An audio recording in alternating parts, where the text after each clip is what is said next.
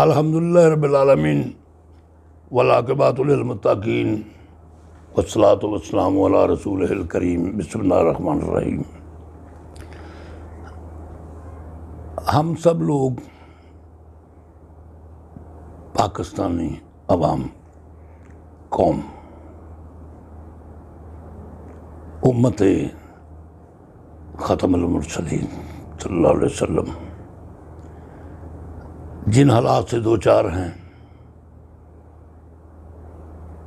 सब जानते हैं, आप भी जानते हैं, मैं भी जानता हूँ कि हम बुरे हालात में हैं और बड़े कठिन रास्तों पे सफ़र कर रहे हैं। मुश्किल तरीन रास्ते हैं और हमारे चुने हुए रास्ते हैं। हमने ये रास्ते अपने लिए सिलेक्ट किए हुए हैं। अब हम जिस नहज पे पहुंच चुके हैं तो ज़रूरत है इलाज गमे-ज़ीस्त तो हो जाए। कैसे होगा, मैं इस पे थोड़ा सा आपसे बात करना चाहता हूँ।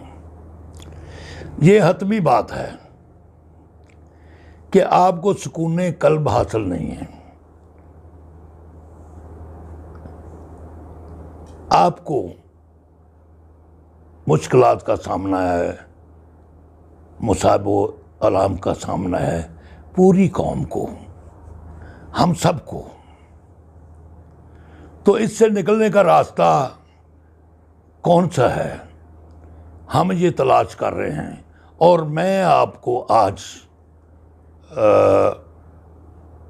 ये बताना चाहता हूँ कि आपके पास एक वाहिद रास्ता है, हमारे पास इन मुश्किलात से निजात के लिए एक वाहिद रास्ता है और वो है खुदा का रास्ता, अपने परवरदिगार, अपने रब का रास्ता, जिसे सराते मुस्तकीम कहते हैं, हक़्क़ो सदाकत का रास्ता। वो रास्ता जो हमारे आका और मौला हादी और रहनुमा हज़ूर अलैहिस्सलातु वस्सलाम ने हमारे लिए चुना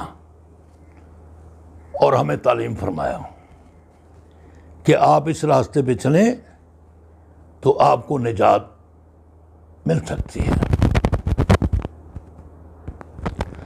मैं जानता हूँ जब कभी मैं ऐसी बात करता हूँ तो कितने सारे हमारे भाई हैं, वो कहते हैं कि जी जब पीछे लौ महफूज पे ये हालात हमारे लिखे हुए हैं और ये हो रहे हैं, इसमें कोई शक नहीं है।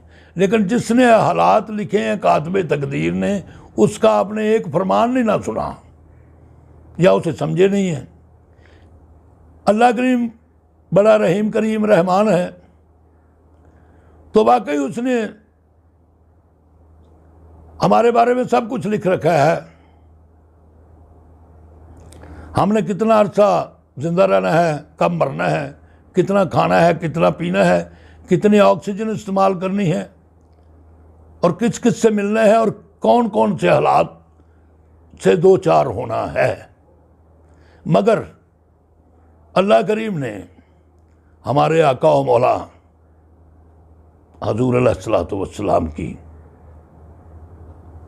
उम्मत जानते हुए हमें कुछ आसानियाँ दी हैं और फरमाया है, अगर आप परेशान हैं मेरे लिखे हुए से, अपनी तकदीर जो आपकी लिखी हुई है उस लिखी हुई तकदीर से परेशान हैं तो कोई मसला नहीं है, मुझसे कहो।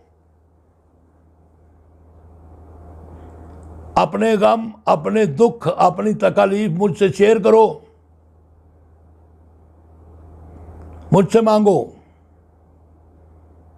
मुझसे मांगो, मुझसे आसानियां मांगो और मैं दूंगा।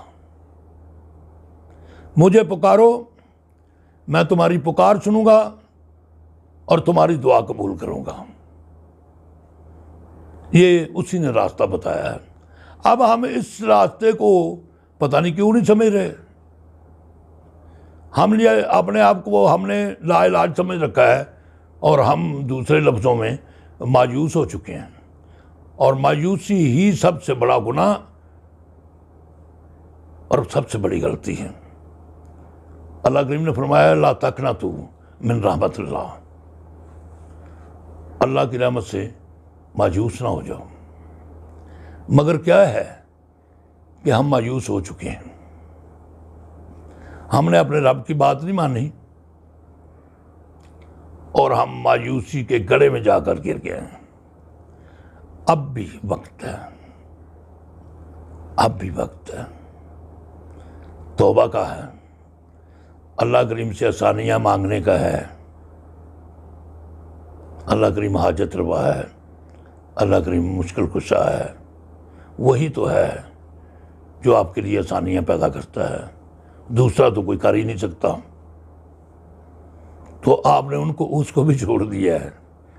जो आसानियाँ आपको फराहम कर सकता है उसको छोड़ दिया है। मादी वसाइल को इस्तेमाल में लाकर निजात चाहते हैं, मुसीबतों से निकलना चाहते हैं, और यही मुमकिन नहीं है। जब तक अल्लाह की मर्जी शामिल नहीं हो जाती उस वक्त तक कुछ नहीं होने वाला। और उसकी मर्जी शामिल ज़रूर होगी अगर आप अपने अंदर नफूस में जो कुछ है उसको बदल दे, तो कोशिश करें तो मैं आपसे गुजारिश करता हूँ अभी वक्त है कि आपने रब की बारगाह से रुजू करें, अपने रुख अपने रब की तरफ मोड़ लें। आसानियाँ मिलेगी, कामयाबी मिलेगी, राहत मिलेगी, सुकून मिलेगा, बच्चों को की बका हासिल होगी। खुदा के लिए थोड़ा सा समझें। वस्सलाम।